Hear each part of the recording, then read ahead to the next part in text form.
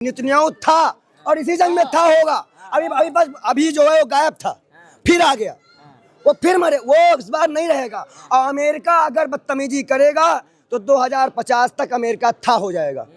कि शहीद होकर भी दांत खट्टे कर गया, सोचो अगर जिंदा होता तो क्या होता। ईरान हमेशा से हमारा दोस्ती, हमारी उसकी दोस्ती रही है, लेकिन 14,000 करोड़ के उस ब्याज को हम भूल चुके हैं, मोदी सरकार भूल चुकी है। और ये बड़ी शर्म की बात है नरेंद्र मोदी के लिए, जो गाय चबा चबा के खा रहा वो फादरलैंड हो गया।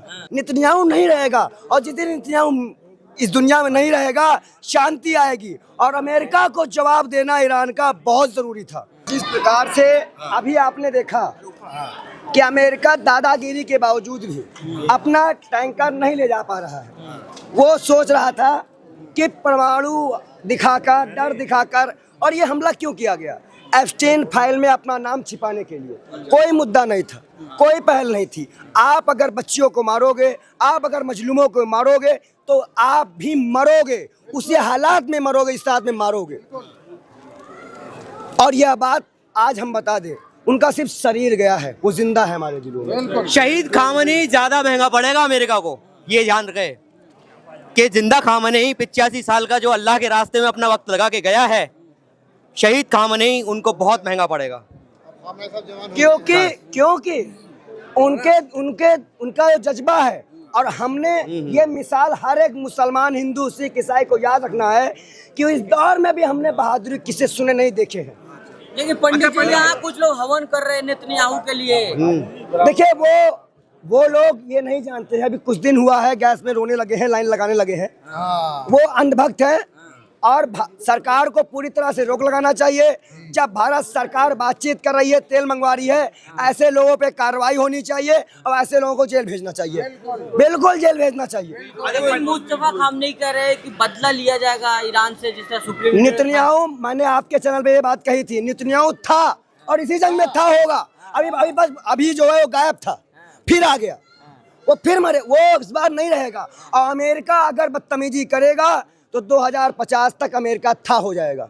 बदतमीजी करना छोड़ दे, बार बार मजलूमों पे जुल्म मत करो। अल्लाह के बंदों को यह सिखाया गया है कि आप मजलूमों पे जुल्म न करें।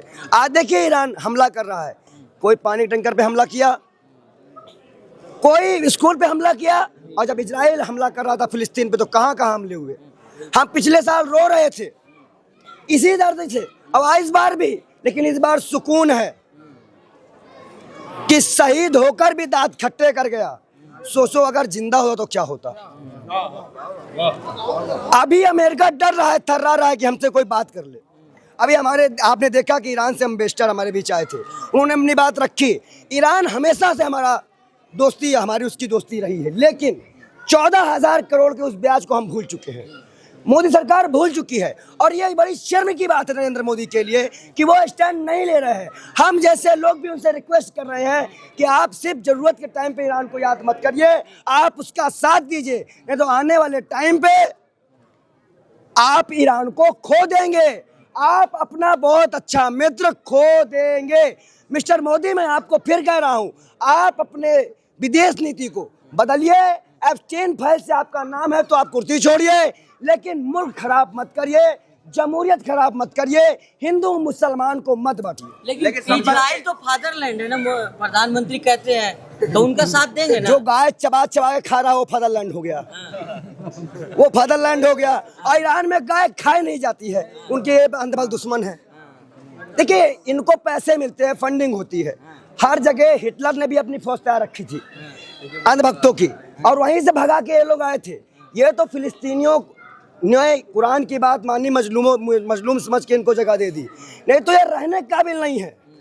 और मैं तो कह रहा हूँ ना, अगर यहूदी इसी रास्ते पे चला तो यहूदी की नस्लें खत्म है, क्योंकि यहूदी इस बात को जानता है कि नबी की उम्मतें अगर थोड़ी ही बच गई तो मैं निपटा देंगी, खत्म कर देंगी। फादरलैंड के साथ में यह नारा लग रहा है। इंडियन शिप पर जो हमला किया गया है इंडियन ओशन में, उस पर आप क्या कहना चाहते हैं? हम ये कहना चाहते हैं, ये हमारे सरकारी कमजोरी है कि वो उनको जवाब नहीं दे पा रही है। कोई भी अगर युद्धाभ्यास के लिए हमारे पास आता है तो ये हमारी नैतिक जिम्मेदारी बनती है। इसीलिए ईरान से हमें इतने टाइम बात करना पड़ गया तेल का जहाज ले जाने में।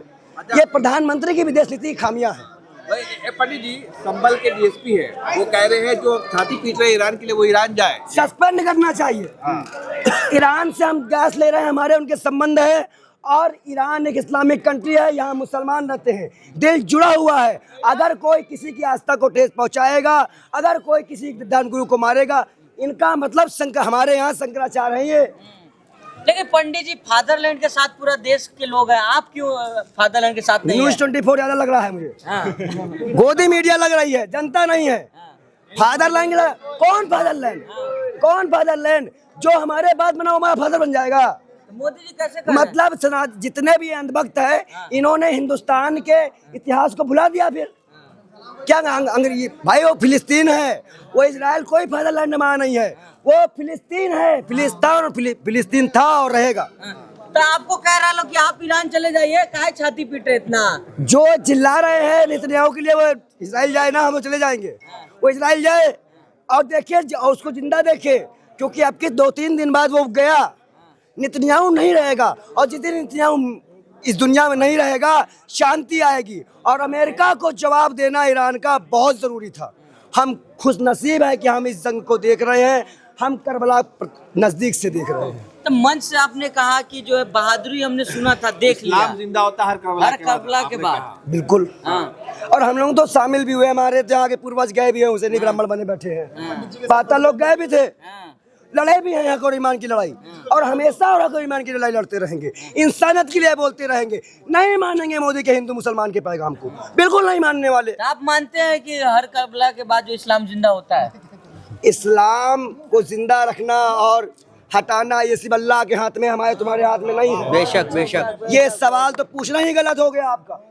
इस्लाम जिंदा था, है और रहेगा, क्योंकि लोग मानने वाले हैं। जब तक एक भी लोग इस्लाम को मानने वाला रहेगा, इस्लाम जिंदा रहेगा। एक भी रहा तो। बहुत बहुत धन्यवाद।